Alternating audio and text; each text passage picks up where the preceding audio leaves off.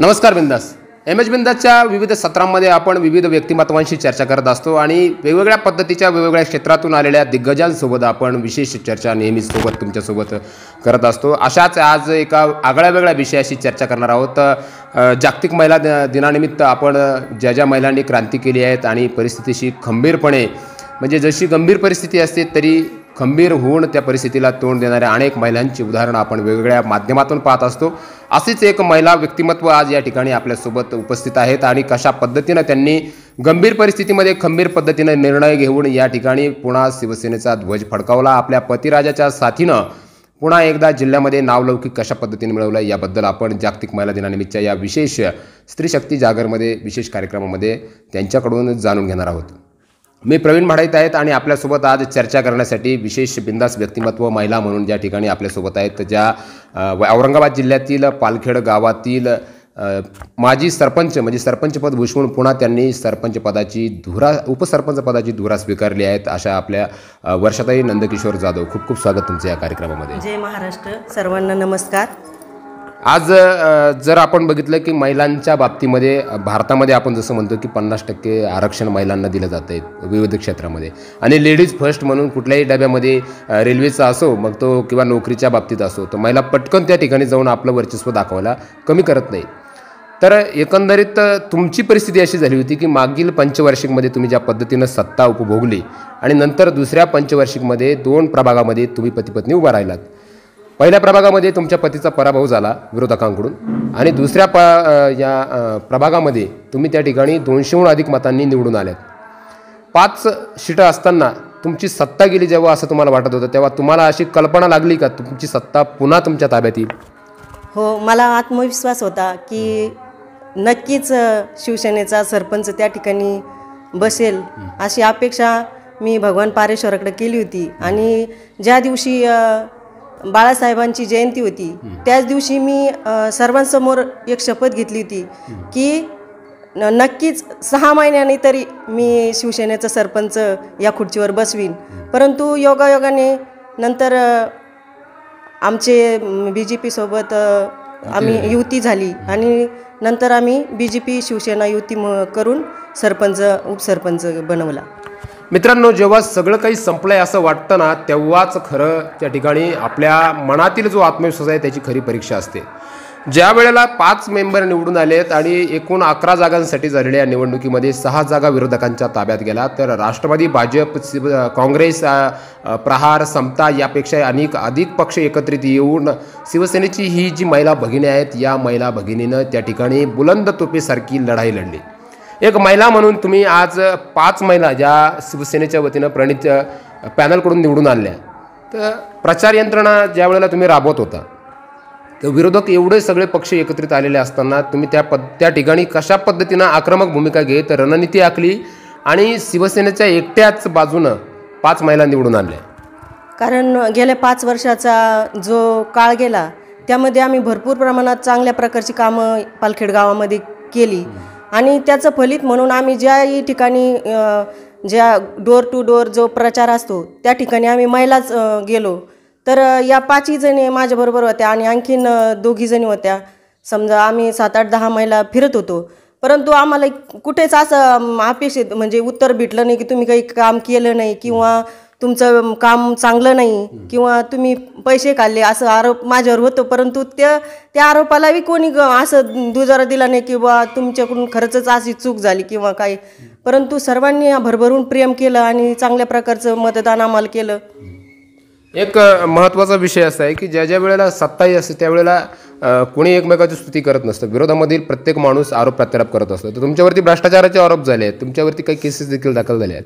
एक महिला म्हणून तुम्ही कशा पद्धतीनं त्या गावचं प्रमुख नेतृत्व किंवा गावचा प्रमुख म्हणून तुम्ही त्या ठिकाणी धुरा बजावली, काम बजावलं, कर्मनिष्ठा ठेवली, कर्तव्य बजावलं. तर तुमच्यावरती इतक्या केसेस झाल्या तर त्या केसेसचा निकाल अद्यापर्यंत लागलेला नाही आहे. तर या सगळ्या गोष्टीला एक महिला म्हणून तुम्ही खंबीरपणे आपल्या पतिराजांच्या साथीनं कसे लढलात? त्यांची साथ तर मला होतीच, परंतु ज्या वेळेला असे आरोप झाले तरी मला असं वाटतं की आरोपामध्ये काहीच तथ्य नव्हतं आणि तर ते कशामुळे नव्हतं की जे कामाचं ई टेंडर असतं, ई टेंडर आणि झालेला पैसा खर्च ते काम जर भ्रष्टाचार कुठं म्हणता येईल की एखादं काम आपण केलं नाही आणि त्या कामामध्ये आपण पैसे काढून खाल्ले किंवा काढून घेतले पैसे, तर तो भ्रष्टाचार समजला जातो. आणि तांत्रिक कामामध्ये थोडेफार तांत्रिक गोष्टीची अडचणी असतील, परंतु भ्रष्टाचार कुठं झालाच नाही. आणि त्यामुळं मी खंबीरपणानं सगळ्या ज्या आपल्या जेवढ्या केसेस होत्या त्यांना पूर्ण सामोरे गेले. कारण अधिकाऱ्यासमोर आपल्याला सर्व काही दाखवावंच लागतं. जे कागदोपत्री त्यांना फक्त कागद बोलतात, बाकी त्यांना आपण किती सांगितलं आम्ही हे केलं ते केलं तर ते काही ऐकत नाही. परंतु कामं आम्ही ई टेंडर झालेला खर्च त्यांना सादर केला. आणि महाराष्ट्रामध्ये कुठंच अशी ग्रामपंचायत नसन की त्याचं एवढं रेकॉर्ड इतक्या वेळेस चेक केलं गेलं. मग एकंदरीत हे सगळं रेकॉर्ड चेक होत होतं, तुमच्यावरती आरोप प्रत्यारोप होत होते आणि या सर्व गोष्टी सुरू असताना पुन्हा जनतेची कामं देखील करायची आहेत, एवढी प्रमुख जबाबदारी तुम्हाला स्वीकारावी लागली आहे. तर सरपंच होऊन पुन्हा उपसरपंच होऊन तुम्हाला देखील जनतेची सेवा करण्याची तुमची जी प्रबळ इच्छा आहे हिचं नक्कीच आपण कौतुक केलं पाहिजे. अशा सगळ्या गोष्टी असताना देखील तर विरोधकांकडून टीका टिप्पणी इतक्या प्रखर पद्धतीने झाली की जाहीरनामा नसताना सुद्धा त्यांच्या 6 जागा निवडून आल्या. त्याबद्दल तुमचं मत काय? आता काही वेळेला 1 नंबर वार्डामध्ये थोडाफार प्रमाणामध्ये पैशाचं म्हणा किंवा इतर गोष्टी बी आम्हाला अडचणीत आणल्या गेल्या. कारण त्या ठिकाणी जास्त प्रमाणात पैसा खर्च झाला आणि त्या ठिकाणी नातेसंबंधही जोपासले गेले, मला तरी असं वाटतं, माझं मत वैयक्तिक. तर अशा प्रकारची निवडणूक झाली. परंतु या निवडणुकीमध्ये मला खूप काही शिकायला भेटलं या ठिकाणावरून. तर कामं करत असताना काही वेळेला नातेसंबंध किंवा पैसासुद्धा गरजेचा असतो खर्चणं, परंतु तो कुठंतरी बाहेरून खर्च झाला, त्यामुळं ह्या गोष्टी घडत गेल्या. नाही, मला असं म्हणायचं या ठिकाणी की मग याच्यातून तुम्हाला अनुभव हा आला का की लोकांना विकास कामापेक्षा पैसा प्रिय आहे असं वाटतं का? नाही, इतकं तरी म्हणता येणार नाही.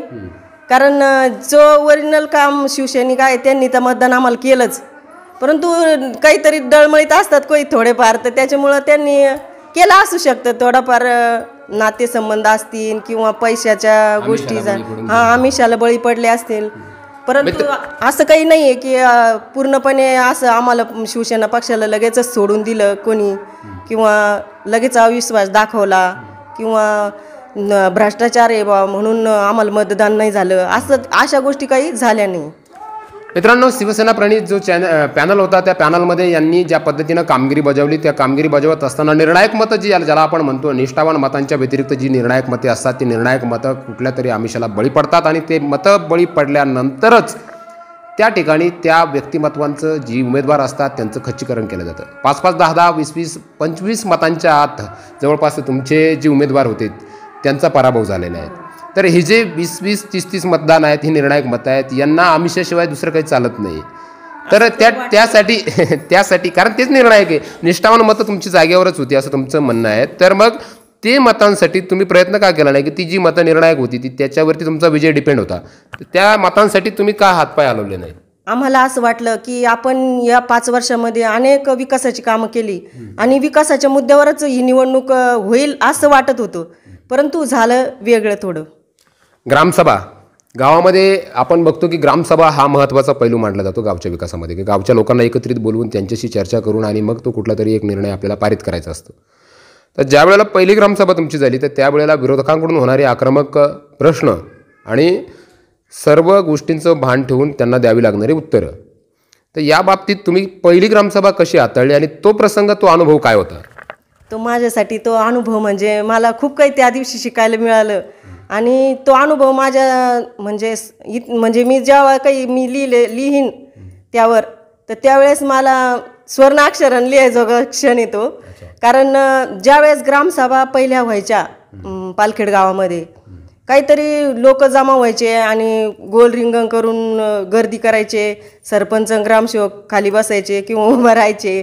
आणि जसं आपण म्हणतो खेडेगावामध्ये गारोड्याचा खेळ कसा चालतो तशा प्रकारची ग्रामसभा व्हायच्या.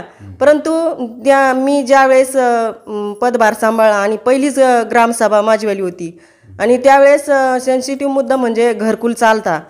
तर 144 दारिद्र्य रेषेचे घरकुलाचे नावं होती आणि ते मंजूर करून द्यायचे होते, परंतु विरोधकांनी असं केलं की बा याचं 144 आणि बाकीचे का नाही घ्यायचे.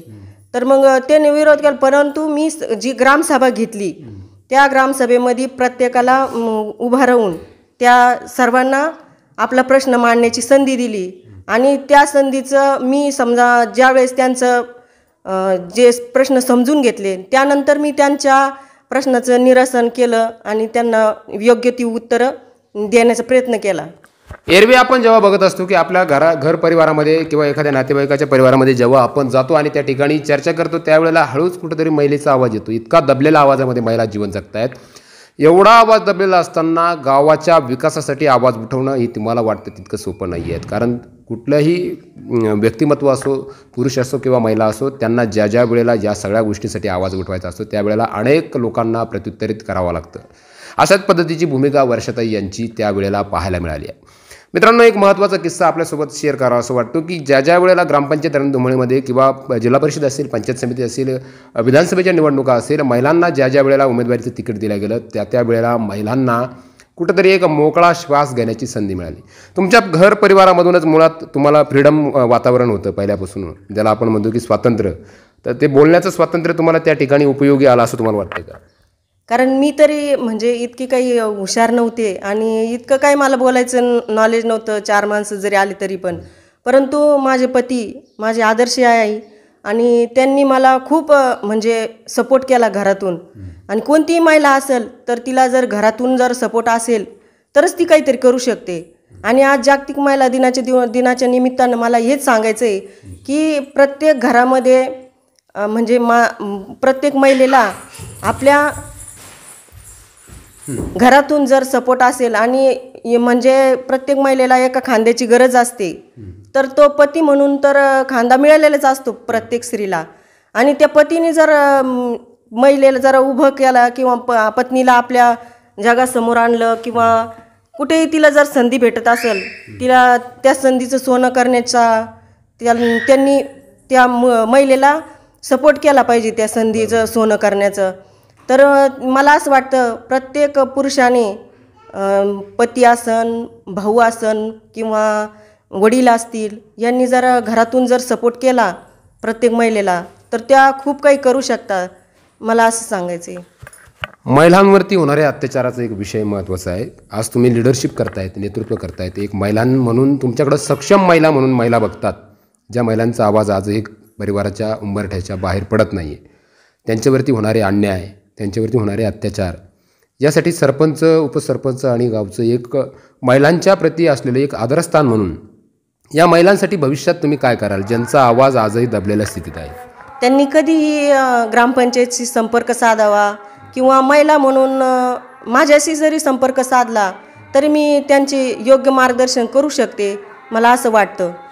मित्रांनो, जागतिक महिला दिनानिमित्त आपण आजवर बघितलं की कित्येक महिलांच्या स्टोऱ्या अशा आहेत. मात्र 11 जागांसाठी झालेल्या या पालखेड ग्रामपंचायतच्या लढतीमध्ये पहिले 5 वर्षे सरपंच म्हणून वर्षाताईंनी या ठिकाणी सत्तेचं या ठिकाणी जनतेच्या सक्षमीकरणासाठी पुरेपूर उपयोग केला आहे. स्वतःसाठी नाही तर जनतेसाठी केला आहे. मात्र आरोप प्रत्यारोप हे प्रत्येक ठिकाणी होतच असतात. जिथं विरोधक तिथं प्रत्यारोप आरोप होताच. अशा पद्धतीची स्थिती असताना 11 जागांपैकी 5 जागा शिवसेना प्रणित पॅनलकडून यांनी निवडून आणल्या आणि विरोधकांच्या ताब्यात 6 जागा गेल्या होत्या. तर एकंदरीत त्यातील एक जागा म्हणजे एक कॅन्डिडेट त्यांचा फोडून, ज्याला आपण ग्रामीण भाषेमध्ये शीट फोडणं असं म्हणतो त्याला आपण, तो मेंबर फोडून तुम्ही तुमच्याशी जोडला. मात्र या ठिकाणी विरोधकांकडून असा देखील सवाल उचलला जातो की ज्या मेंबरनं जो आज तुमच्याकडं येऊन, तुमच्या पक्षामध्ये येऊन, तुमच्या पॅनलमध्ये येऊन सरपंच जो मेंबर झालेला आहेत त्याला तुमच्या भ्रष्टाचाराची यादी ग्रामपंचायतच्या निवडणुकीच्या रणधुमाळीमध्ये वाचली होती. आज तुम्हाला त्यांच्यासोबत काम करावं लागतं, कसं वाटतं? नाही, हे ज्या निवडणुका चालू असतात आरोप प्रत्यारोप होत राहतात, परंतु त्यांना काही घडवायचं असेल त्याच्यातून त्यांचं स्वतःचं काहीतरी घडवायचं म्हणून त्यांनी तसा प्रयत्न केला. परंतु त्याला आज तर त्यांनी बी मान्य केलं की बा मी केला तुमच्यावर आरोप, परंतु इथून पुढे काही ना, आपण चांगलं समेट घडवून आणू, चांगल्या प्रकारचं काम ग्रामपंचायतवर करू. ज्या ठिकाणी विकासाचे मुद्दे असतील त्या ठिकाणी विकासच आपण घडवून आणू. गाव लेवलला जेव्हा फोडाफोडीचं राजकारण सुरू होतं तेव्हा समोरचा जो मेंबर तुमच्याकडे फुटून आला तर तो कुठल्या कुठल्या महत्त्वाकांक्षा घेऊन तुमच्याकडे आला होता की मला या अपेक्षा आणि या सगळ्या गोष्टी शिवसेनेत किंवा शिवसेनेच्या सरपंच असतील, तुमचे पती जे असतील इथं लिडरशिप करतायत तर त्यांच्याबद्दलच्या ज्या महत्त्वाकांक्षा असतील किंवा त्याच्या वैयक्तिक स्वार्थाच्या काही महत्त्वाकांक्षा असतील या तुमच्याशी त्यांनी शेअर केल्या का? त्यांच्या अशा महत्त्वाकांक्षा काही नव्हत्या, परंतु सरपंच पद हे मुळातच म्हणजे माणूस ग्रामपंचायतपासून त्यांनी मागितलं की तुम्ही देऊ की नाही त्यांनी काही अपेक्षा केली नाही, परंतु असं असतं कोणी बी सोडून येणं म्हणजे काही सोपं नसतं. बरोबर. एवढं मोठं हे पद करणं, विरोध पद करून ह्या गोष्टी करणं हे सोप्या नसतात आणि त्यांनी केली नव्हती, परंतु आम्ही त्यांना त्या पदावर बसवलं. कारण मुळातच आपल्याला चांगल्या प्रकारचं काम गावामध्ये करायचं आहे आणि पदच असं काही नाही की बा त्यांना पदच पाहिजे होतं म्हणूनच असं झालं. त्यांचे काही वैयक्तिक नातेसंबंध असतील त्यामुळं त्यांनी सर्वांनी बसून ठरवलं की बा आपण शिवसेना पक्षामध्ये आपण त्यांना मदत करायची. परंतु मग असं कोणी बी जर अनेक जणांची ऑफर होता, परंतु आम्ही त्या ऑफर स्वीकारल्या नाही आणि यांची ऑफर आम्हाला चांगली वाटली म्हणून आम्ही स्वीकारली. म्हणजे या ठिकाणी एक आपल्याकडे एक कहावत आहे ज्याला मन म्हणतो आपण मराठीमध्ये. ती एक म्हण अशी होती की बोलणाऱ्याचे कुळीत विकल्या जातात आणि न बोलणाऱ्याचे गहू विकल्या जात नाही. त्यांनी तुम्हाला आरोप प्रत्यारोप केलं म्हणून तुम्ही तुमच्या पक्षात घेऊन त्यांना सरपंच केलं, बाकीचे काहीच बोलले नाही म्हणून तुम्ही त्यांना काहीच केलं नाही, त्यांना संधी घेतली. त्या म्हणजे आता कोणाला एका दिवसात तर काही म्हणू म्हणजे आरोप केल्याशिवाय तर कोणीतरी विचारू शकत नाही ना कोणाला का होईना का बा समोरचा आहे. आता तुम्ही आहे, तुम्हाला मी जर वाईट म्हटलं तरच मला म्हणतील लोक बाबा हा बरोबर काहीतरी असनच बरं का यांचं म्हणूनच मग त्या गोष्टी आधी झाल्या, परंतु आमचे काही वाद वैयक्तिक नव्हते आणि त्याच्यामुळं आम्ही त्यांना घेतलं जवळ. विकासात्मक कामं करताना जिल्ह्यासारख्या म्हणजे एवढा मोठा जिल्हा आहे संभाजीनगर जिल्ह्यामध्ये इतक्या मोठ्या प्रमाणामध्ये तुमचा नावाचा गवगवा केला जातो आहे. कौतुकास्पद म्हणून माजी खासदार जे आहेत शिवसेनेचे नेते आहेत आता सध्या आदर्श ग्राम संसद तुमच्यासाठी तुम्हाला ते आदर्श करून देण्यासाठी ज्यांनी महत्त्वाची भूमिका बजावली तसे ते चंद्रकांत खैरे ते आता माजी खासदार आहेत. तुम्हाला मानसकन्या ते मानतात, त्यांच्या हृदयामध्येच तुम्ही स्थान निर्माण केलं. म्हणजे शिवसेनेच्या कुठल्या तरी महत्त्वाच्या भूमिकेत तुम्ही आज आहात. जरी तुम्ही पालखेडसारख्या गावामध्ये आहात तरी देखील इतक्या मोठ्या प्रमाणात तुम्ही ती गोष्ट करून दाखवली. सत्ता गेली असं म्हणत असताना अचानक सत्ता आली, तो हर्षोल्लास तुमचा कसा होता आणि कार्यकर्त्यांचा कसा होता? असं बोललं जायचं विरोधीकडून आणि सर्वांकडून का बा महिलाच निवडून आल्या, परंतु ती गोष्ट मला कुठेतरी खचत होती का महिला काय करू शकता. आणि त्याच्यासाठी मी हे जे याच्यासाठी केलं होतं 8 तास शेवटचा दिवस गोड व्हावा.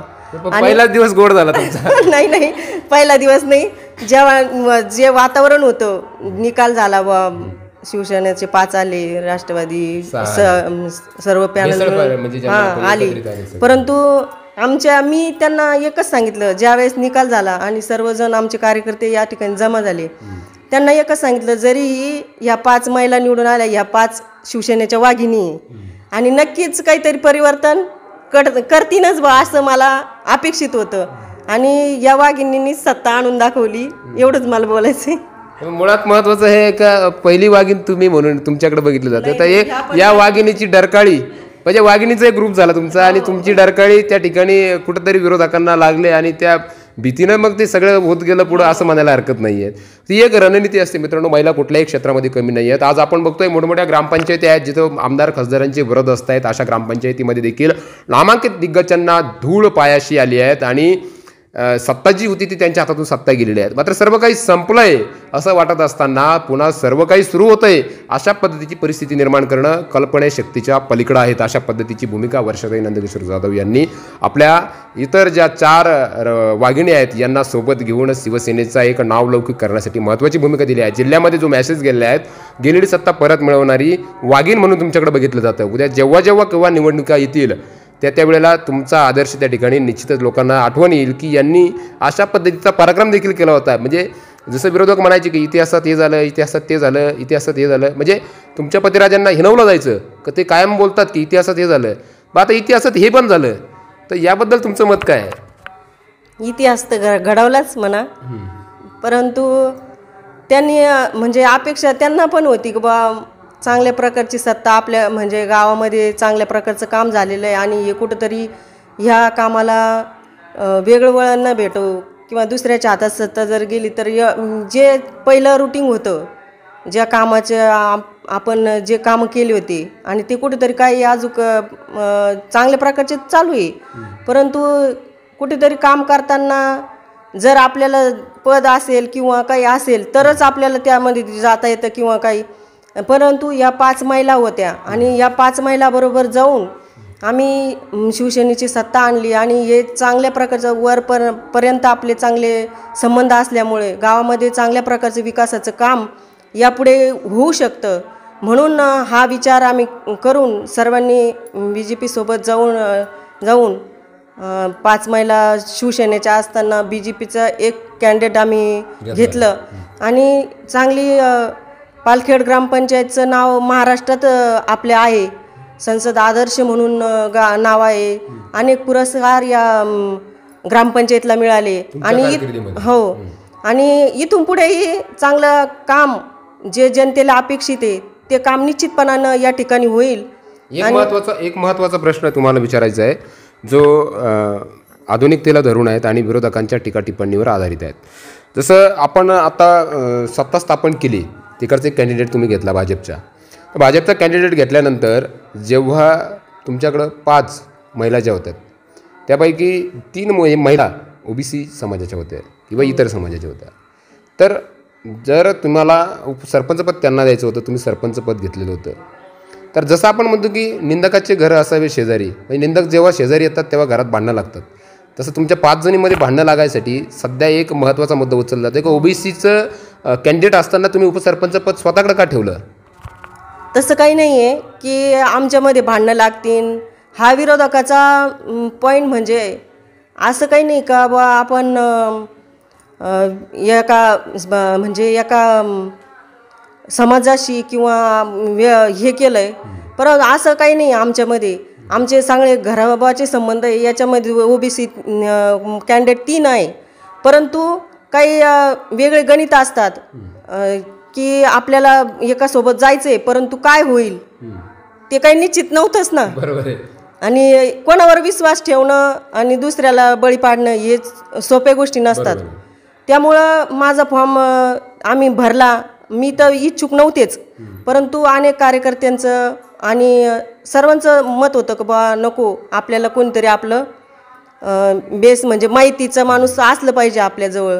तुमच्याकडं आता जेव्हा तुम्ही उपसरपंच पदाची शपथ घेतली, तुम्ही तिथं पदभार स्वीकारल्यानंतर ज्या 5 वाघिणी तुम्ही एकत्र आहात, समजा आणखी 4 जणी, त्यांचे जी मनं आहेत, त्यांच्या मनामधील जे विचार आहेत ते पूर्वी जसे होते तसे आता आहेत का? तसेच आहे, नक्कीच तसेच राहणार 5 वर्ष. त्यांच्या मनात आलं नाही कारण नाही मी इथं उपसरपंच होऊ शकत होते, या खुर्चीवर जिथं वर्षातही बसल्या तिथं मी बसू शकत होते? नाही, तसं काहीच नाही आहे. आणि त्यांच्या मनात म्हणजे माझे नातेसंबंधच इतके का आम्हाला जास्त प्रमाणामध्ये इतर समाज असेल त्यांनीच आम्हाला म्हणजे मोठं केलं आहे. मी या मताची आहे, कोणाचं काही मत असू द्या, परंतु आमचे नातेसंबंधच इतके घनिष्ठ आहे की आम्ही म्हणजे शिवसेना पक्षामध्ये कधीही असं बघितलं जात नाही का हा वेगळ्या जातीपातीचं राजकारण इथं लगेच नसतं. मग भविष्यामध्ये आता जसं उपसरपंच पदाची टीका टिप्पणी तुमच्यावरती केली जाते, कुठंतरी बघा शेजारी एखाद्याचं जर चांगलं सुरू झालं तर तिथं निश्चितच कोणीतरी असतं. जसं रामायणाच्या काळापासून आपण बघतो, मला ती म्हातारीचं नाव आठवत नाही आहे, मंथरा, मला वाटतं मंथरा त्या आईचं नाव होतं त्या म्हातारीचं. तिनं जसं भांडणं लावायचे काम केले तसे प्रत्येकाच्या शेजारी एखादी मंथरा तयार होत असते. तर तुमच्या 5 जणीच्या शेजारी मंथरा नाही तर मथुरराज तरी तयार होईल कोणीतरी, तर ते 100% वाद लावण्यासाठी ते प्रयत्न करणार आहेत. मात्र तुमच्याकडं असतं एखादं असतं की आपल्या समाजाला म्हणजे समाजाचं प्रतिनिधित्व करतात, परंतु समाजाच्या नावाखाली आपण काय करतो हे त्यांना समजत नाही.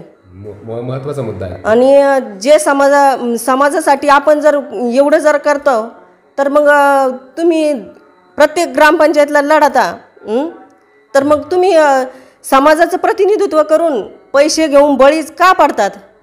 मला हे म्हणायचे.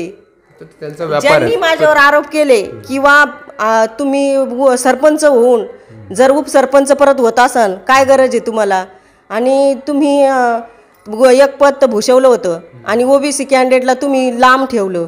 असं काही नाही आहे. ओबीसी कॅन्डिडेट म्हणजे आमचे नातेसंबंधच इतके आहे का असं कोणाच्या मनात येणार नाही पाप का बा ओबीसी कॅन्डिडेट आम्ही बाजूला ठेवलं ना. राजकारणामध्ये अशा गोष्टी आरोप करतच असतात, परंतु या आरोपाला मी कधीच घाबरत नाही. आणि वेळ आली तर आम्ही करू शकतो, आणखीन इतिहास घडवू शकतो. म्हणजे इतिहासाची पानं तुमच्याकडे आहेत, त्यामुळे तुम्ही काही करू शकता, त्यात काही हरकत नाही आहे, दुमत नाही आहे. एक महत्त्वाचा प्रश्न आहे की महिला ज्या वेळेला गावामध्ये वावरत असतात, आता तुम्ही 5 वाघिणी आहेत तिथं महिला म्हणून जिथं काम करतात, ग्रामपंचायत महिलांचीच आहेत. एक कॅन्डिडेट BJPचं जर सोडलं ते सरपंच पद तुम्ही त्यांना दिलं त्याला. पण या 5 महिलांसाठी तुमच्यासाठी विरोधकांना आक्रमक प्रत्युत्तरं यापुढे करावं लागणार आहेत. कारण पूर्वीच्या ज्या ग्रामपंचायतीचं राजकारण झालं ते थोडं वेगळ्या पद्धतीचं, भविष्यामध्ये खूप हिंसक वळण त्याला लागतं आहे. तर या हिंसेला तुम्ही संयम, शांतता आणि आत्मविश्वासानं कशा पद्धतीनं सामोरं जाल भविष्यात? महत्त्व भांडणाला देणार की मग विकासाला? नाही, भांडणाला तर नक्कीच देणार नाही. कारण एवढ्या 14 केस झाल्या असताना सुद्धा मी भांडणाला महत्त्व दिलं नाही. परंतु वेळ प्रसंग कसे येतात कसे नाही त्याच्यावर डिपेंड असतं. नाही, पण तोप तर तुमच्यावरती आरोपाची डागली जाणार आहेत कायमस्वरूपी. आरोप प्रत्यारोप शेवटच्या क्षणापर्यंत होणार आहेत, तर त्यांना तुम्हाला उत्तर तर द्यावीच लागणार आहे. आरोप तर होणारच आहे ना. आपलं काम आपण व्यवस्थित करणे किंवा आपल्या जे आर्थिक व्यवहार असतात त्याचे लेखन किंवा जे कागदोपत्री जे पूर्तता असती ती निश्चितपणाने चांगली करून ठेवेन मी यावेळेस तरी. जुना अनुभव तुमच्या कामातील. एक महत्त्वाचा विषय असा आहे की 5 वर्षामध्ये सरपंच उपसरपंच समजा सत्ता तुमच्याकडेच आहे, पदाला महत्त्व नाही आहे, काम करायला महत्त्व आहे. तर या 5 वर्षामध्ये तुम्ही कुठली कुठली महत्त्वाची कामं गावातील कराल प्रामुख्याने? आता 15 वित्त आयोग आपला आलेलाच आहे आणि त्याचा पहिला हप्ता आता पडलेला आहे ग्रामपंचायतच्या खात्यावर. तर चांगल्या प्रकारची कामं जो निधी ज्या कामासाठी आलेला आहे आणि कृती आराखडा तयार करताना त्यामध्ये अनेक कामं घेतलेली, परंतु ज्या कामं आपल्याला पहिले अपेक्षित आहे, जे कामं होणे जरुरीचे आहे ते नक्कीच पालखेड ग्रामपंचायत नक्की लवकरच करेल. एक महत्त्वाचा विषय असा आहे की आता 5 सीटांवरती तुम्हाला समाधान मानावं लागलं. नशीब, दैव बलवत्तर आणि तुमची डरकाळीत आवाज चांगला होता म्हणून तो विरोधकातील एक कॅन्डिडेट फुटून तुमच्याजवळ आला. आता सरपंच केलं तुम्ही त्याला. भविष्यातल्या पंचवार्षिकनंतर पुढच्या पंचवार्षिकला तुम्हाला पुन्हा रणनीती आखावी लागणार आहेत. त्यावेळेला तुम्ही हीच रणनीती आखणार की आणखी पुढचं नवीन नियोजन काय करणार? नाही, निश्चितपणानं नवीन तर काही नाही. असं काही नाही का पैसे वाटले पाहिजे नवीन रणनीती तीच असती असं काही नाही. आणि याच्याही पेक्षा आणखीन चांगले कामं करू. आणि त्यांचा जो आमच्यावरचा विश्वास त्यांना काही वेगळ्या गोष्टी सांगितल्या असतील तो विश्वास संपादन करण्याचा प्रयत्न आम्ही निश्चितपणाने करू. मला असं वाटत नाही की तुम्ही गावाचा विकास करताना लोकांचा वैयक्तिक विकास विसरला होता? लोकांना वैयक्तिक विकास महत्त्वाचा. 2 प्रश्न आहेत. लोकांचे वैयक्तिक विकास तुम्ही विसरला का गावचा विकास करताना? दुसरा प्रश्न असा आहे की लोकांना वैयक्तिक विकास हवा आहे की गावाचा विकास हवा आहे? नाही, असं म्हणता येणार नाही का वैयक्तिक बी पाहिजे गावाचा बी नको आहे असं म्हणता येणार नाही. दोन्ही बी विकास पाहिजे गावाला. असं काही नाही का एकच विकास झाला आणि एकच नाही झाला. आम्ही सगळं करण्याचा प्रयत्न निश्चितपणाने केला. विरोधकांसाठी गोड संदेश काय द्याल जागतिक महिला दिनानिमित्त? त्यांच्यासाठी जर म्हणाल तर मला तरी असं वाटतं की ह्या ठिकाणी त्यांनी आम्हाला कमी समजू नये. कारण शिवसेना पक्षाच्या 5 मेंबर आहे बा आणि महिला आहे, त्या कुठंतरी ह्या कमी पडतील कामं करताना किंवा जे कामं घेताना.